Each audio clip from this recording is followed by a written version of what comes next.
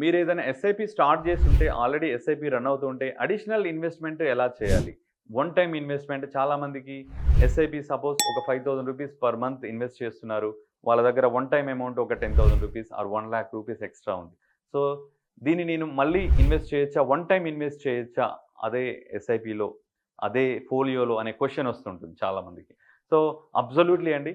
So, SIP is continuous process. మనం ఏదైతే ఎన్ని మంత్స్ అయితే ఇన్వెస్ట్‌మెంట్ చేయాలనుకున్నామో అన్ని మంత్స్ ఆటోమేటిక్‌గా అవుతా ఉంటుంది. అట్ ద సేమ్ టైమ్ మీ దగ్గర one time investment lump sum amount చిన్న అమౌంట్ కావచ్చు, పెద్ద అమౌంట్ కావచ్చు, అడిషనల్ ఇన్వెస్ట్‌మెంట్ మీరు ఎస్ఐపిలో చేయాలనుకుంటున్నారు.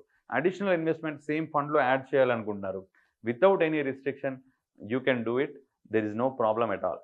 అండ్ ఈవెన్ మధ్యలో మీరు ఎస్ఐపిని ఇంక్రీజ్ చేయాలనుకున్నా చేసుకోవచ్చు. Okay. There is no need that మనం సపోజ్ ఇప్పుడు 5,000తో స్టార్ట్ చేసిన ఎస్ఐపి చివరి వరకు 5,000తోనే కంటిన్యూ చేయాలని ఏమీ లేదు. You can even step up your SIP. మధ్యలో మీ ఇన్‌కమ్ పెరుగుతున్న కొద్దీ మీ ఎస్ఐపిని అమౌంట్‌ని కూడా పెంచుకోవచ్చు. And even if you are not able to because of some financial conditions మీరు ఒక పర్టిక్యులర్ అమౌంట్ అనుకోని దాన్ని కంటిన్యూ చేయలేకపోతుంటే even you can decrease your SIP amount also by talking to your financial advisor.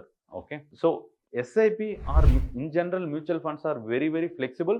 మీరు అమౌంట్ అడిషనల్ అమౌంట్ ఎప్పుడైనా add చేసుకోవచ్చు. మీరు మధ్యలో కూడా ఎప్పుడు కావాలంటే అప్పుడు విత్‌డ్రా చేసుకోవచ్చు. It is highly flexible product. So, hope you understand this. Thank you.